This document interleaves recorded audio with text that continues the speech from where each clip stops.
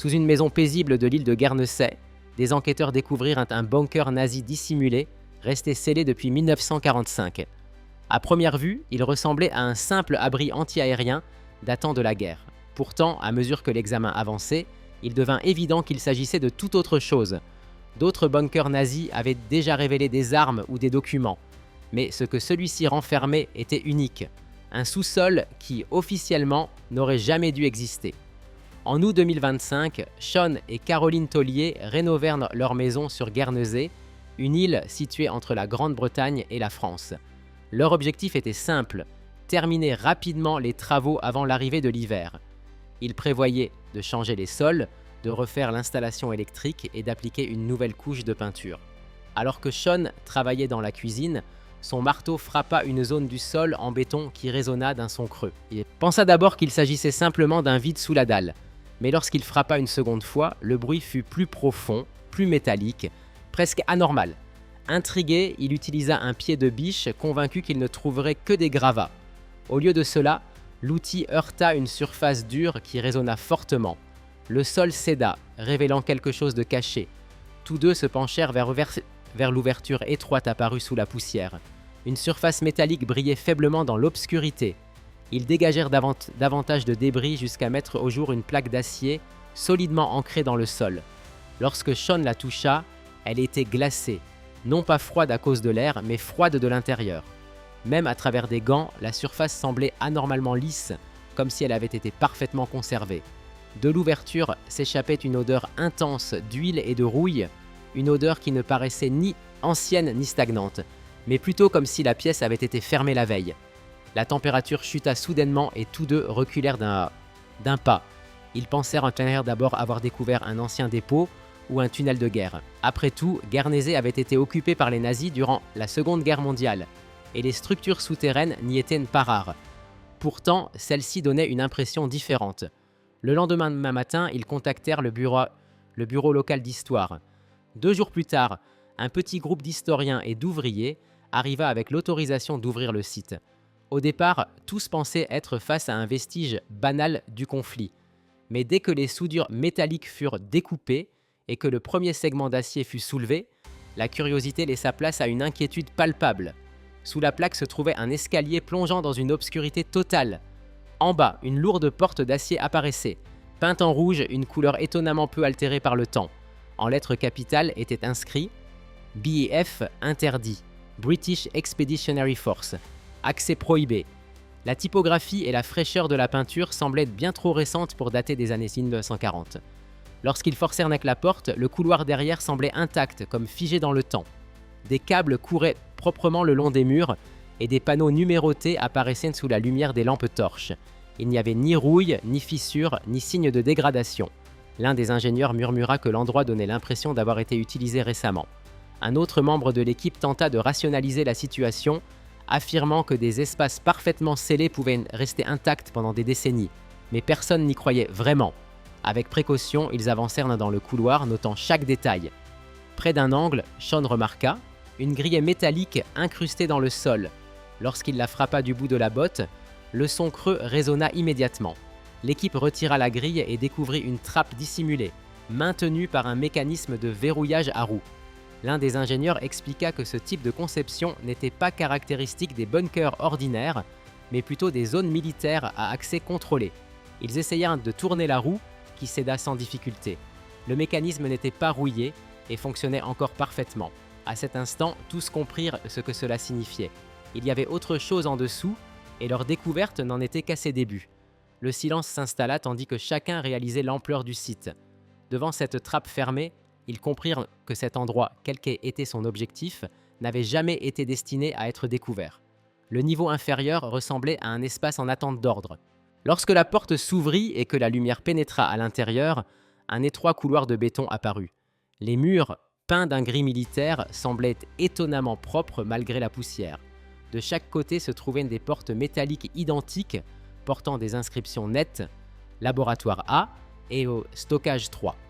Dès le premier regard, il était évident que cet étage remplissait une fonction précise. Tout était symétrique, soigneusement aligné, sans trace d'effondrement ni de dégradation. L'endroit évoquait moins une ruine qu'une installation dont l'activité avait été interrompue brusquement. Ils entrèrent prudemment dans la première pièce, manifestement un espace de stockage. Le long d'un mur étaient empilés des rations alimentaires, des fûts d'eau scellés et des bouteilles d'oxygène. Chaque objet portait une étiquette datée de 1944. Les inscriptions semblaient presque neuves, comme si les réserves pouvaient encore être utilisées. Un ingénieur fit remarquer que l'organisation ressemblait davantage à celle d'un abri de survie qu'à un simple entrepôt. Aucun objet personnel n'était visible, aucun signe de vie humaine, seulement des provisions. Tout donnait l'impression que quelqu'un s'était préparé à un événement qui n'était jamais survenu. La seconde pièce, le laboratoire A, était encore plus troublante. Les tables étaient disposées en rangées parfaites, les outils étaient soigneusement rangés, comme si quelqu'un avait travaillé là peu de temps auparavant. À l'arrière de la pièce se trouvait un immense ventilateur. Lorsqu'ils le relièrent à une source d'énergie portable, les pales se mirent à tourner lentement. Le système fonctionnait encore après des décennies passées sous terre. Les ingénieurs échangèrent des regards inquiets. Personne ne comprenait pourquoi un équipement aussi ancien était resté dans un état aussi impeccable. Au centre de la pièce se trouvait une grande table métallique recouverte de cartes. Des fils rouges reliaient des points à travers toutes les îles anglo-normandes jusqu'à la côte française. Aucune légende n'expliquait leur signification. À côté, un téléphone à cadran était fixé au mur, enveloppé dans du papier ciré comme pour le protéger. Lorsqu'un ingénieur examina l'appareil, il constata qu'il ne fonctionnait plus mais que la ligne semblait intacte. À l'arrière de la pièce, plusieurs caisses en bois étaient empilées avec soin. La majorité portait la mention « fourniture médicale ». À l'intérieur, des gants chirurgicaux, des aiguilles, des bandages en tissu, tous scellés dans du papier ciré. Tout semblait prêt à l'emploi, comme si le temps s'était arrêté. Puis l'équipe découvrit une autre caisse. L'étiquette était différente. On pouvait y lire « Sujet expérimental, objet de test, ne pas. Ouvrir ». À l'intérieur se trouvaient des récipients en verre remplis d'un liquide trouble. Le contenu n'était pas immédiatement identifiable. Des rapports ultérieurs suggérèrent que les bocaux contenaient de petits morceaux de chair et des restes animaux. Un ingénieur affirma avoir aperçu un membre sectionné, petit et étroit, semblable à celui d'un singe, avec des tiges métalliques fixées à l'os. D'autres soutinrent qu'il ne s'agissait que d'un effet de lumière, mais tous s'accordèrent sur une chose. L'avertissement inscrit sur la caisse ne laissait aucun doute quant à la nature des activités menées ici. Dans un coin de la pièce, ils trouvèrent un grand cylindre de verre renversé sur le sol. Le verre était brisé, mais pas éclaté. À l'intérieur flottait une silhouette sombre, immergée dans un liquide dense. Il s'agissait d'un petit animal, peut-être un singe ou un chien. À l'arrière de son cou était fixé un mince tube métallique. Accroché à ce tube se trouvait une plaque presque illisible, sur laquelle on distinguait encore le mot « sonde exemplaire, spécimen spécial ». Plus tard, l'un des ingénieurs refusa catégoriquement de remettre les pieds dans cette pièce, convaincu que les expérimentations menées dans ce bunker avaient largement dépassé toute limite éthique. Une fois l'ensemble soigneusement documenté, la question changea. Il ne s'agissait plus de savoir ce qu'était cet endroit, mais qui l'avait conçu. Personne ne comprenait pourquoi une installation médicale de ce type aurait été dissimulée sous une maison ordinaire. La réponse apparut peu après, menant à un homme puissant et profondément impliqué dans les projets technologiques les plus secrets du régime nazi, Hans Kammler. Alors que les enquêteurs poursuivaient l'exploration du bunker de Guernesey, une connexion troublante se révéla. Parmi les documents retrouvés dans les niveaux inférieurs figuraient des plans de construction et des symboles estampillés. Ces marques correspondaient exactement à celles figurant dans les archives techniques de guerre conservées à Berlin. Tous les documents étaient liés au général SS Hans Kammler. Son nom apparaissait sur d'innombrables dossiers associés aux installations les plus secrètes du Troisième Reich.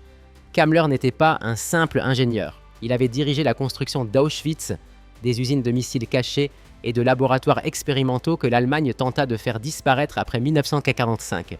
Que son code personnel apparaisse sur une petite île comme Guernesey constituait la première preuve que ce site n'était pas un simple bunker défensif. Kammler travaillait toujours selon des schémas précis. Il concevait des bâtiments capables soit de résister à des destructions massives, soit de disparaître totalement en cas de capture. Ces projets partageaient tous les mêmes principes. Couloirs identiques pour désorienter les intrus, escaliers rétractables, voies de fuite dissimulées dans les conduites d'eau. Sur Guernesey, 2 couloirs parallèles couraient l'un à côté de l'autre, séparés par un mur de béton massif ne comportant qu'un seul point d'accès. Ce qui semblait être un simple système d'évacuation menait en réalité directement vers les falaises donnant sur la mer. Pour les ingénieurs chargés de cartographier la structure, la signature architecturale était indéniable. Elle correspondait en tout point au style de Kammler. À mesure que les chercheurs approfondissaient leurs investigations, ils découvrirent des documents retraçant ses déplacements. En 1943, il avait séjourné sur les îles anglo-normandes dans le cadre officiel d'une mission portant le nom de code Uncon X. La majorité des archives associées à cette mission avaient été lourdement caviardées. Toutefois, quelques lignes restaient lisibles et leur contenu était profondément troublant. On y trouvait une mention récurrente: expérimentation biologique dans la zone atlantique. Les experts chargés d'analyser ces fragments supposèrent qu'il s'agissait d'essais liés à des maladies ou à des modifications génétiques menées sur des organismes vivants, qu'elles soient d'origine chimique ou biologique. Aucun document officiel n'expliquait pourquoi de tels tests auraient été réalisés sur une petite île britannique sous occupation ennemie. Pourtant, des années plus tard, la configuration du complexe de Guernesey trouva un écho troublant dans les Alpes autrichiennes, près d'un lieu nommé Sankt Georgen. Sous la région de Gusen, d'anciens plans de construction furent rendus publics. Ils représentaient une installation souterraine à 2 niveaux presque identiques, connue sous le nom de Bergkomplex 11. Selon des rapports des services de renseignement d'après-guerre, ce site autrichien faisait partie d'un groupe de recherche militaire placé directement sous l'autorité de Kammler. Les similitudes structurelles étaient trop précises pour être le fruit du hasard. Si Kammler avait effectivement conçu le bunker de Guernesey, ce n'était clairement pas comme un simple abri. L'architecture rigoureuse et les niveaux dissimulés suggéraient que des personnes y avaient travaillé et vécu sur de longues périodes, dans le secret le plus total. Pour comprendre la fonction réelle de l'installation, l'équipe devait déterminer qui avait occupé ces lieux. Les travailleurs oubliés, les traces humaines effacées par le silence. Plus l'équipe avançait, plus le bunker donnait l'impression d'avoir été habité et plutôt qu'abandonné. En explorant les galeries inférieures, ils découvrirent des indices de plus en plus nombreux sur ceux qui avaient vécu sous la maison. Rien ne semblait laissé au hasard. Le travail s'était arrêté, mais de manière organisée, une conclusion qui mit tout le monde mal à l'aise. À certains endroits, le sol était étrangement dépourvu de poussière. Les empreintes visibles étaient petites, étroites, très différentes de celles de bottes militaires. Une archéologue fit remarquer qu'elles ressemblaient davantage aux chaussures de personnel médical ou technique qu'à celles de soldats en patrouille. Toutes les traces convergeaient dans une même direction et s'interrompaient brusquement, comme si tout le monde avait quitté les lieux ensemble. Près d'un mur partiellement effondré, l'équipe trouva plusieurs objets personnels, une barrette à cheveux, une plaque d'identité SS et une photographie d'un enfant souriant. Au dos de la photo, en écriture allemande soignée, on pouvait lire « Fürvater, komm bald heim ». Pour papa, reviens bientôt. Un silence pesant envahit la pièce. Pour la première fois, les chercheurs purent réellement imaginer les hommes et les femmes qui avaient travaillé et vécu ici, loin de la surface. À côté du laboratoire A, dans une salle d'archives, se trouvait une armoire métallique verrouillée.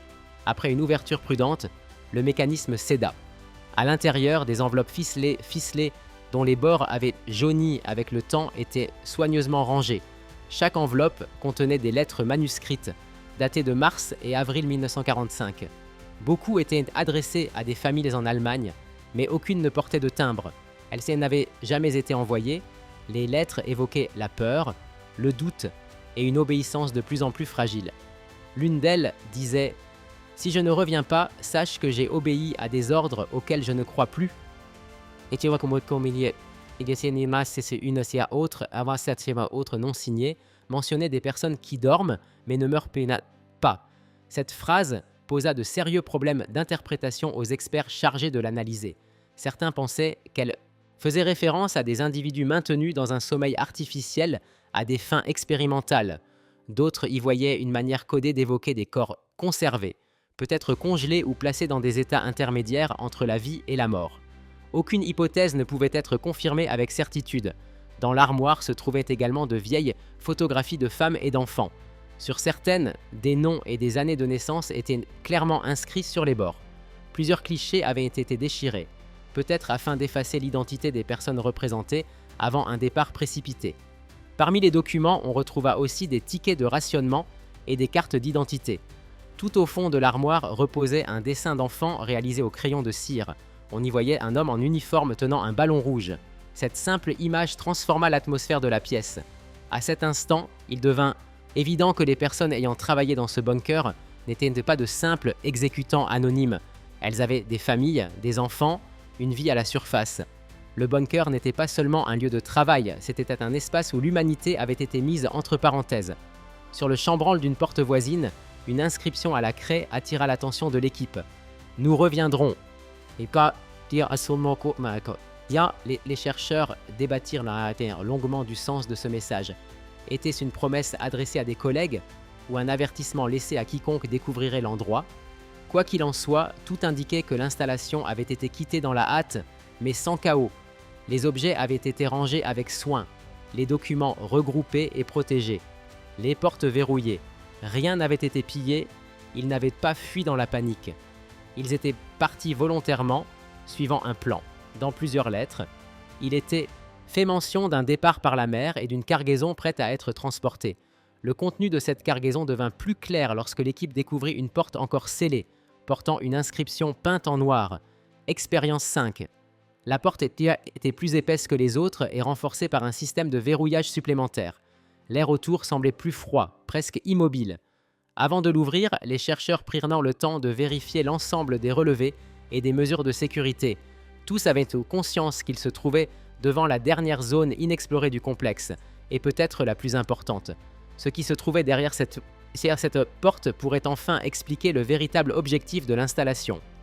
Le bunker de Guernesey n'était plus seulement une anomalie architecturale ou historique, il devenait le témoignage d'un projet interrompu, dont les conséquences n'avaient jamais été révélées. Lorsque l'équipe se prépara à forcer la serrure, une certitude s'imposa à tous. Quoi qu'ils découvriraient derrière cette porte, cela changerait à jamais la compréhension de ce lieu et peut-être de ce que certains cherchaient encore à dissimuler.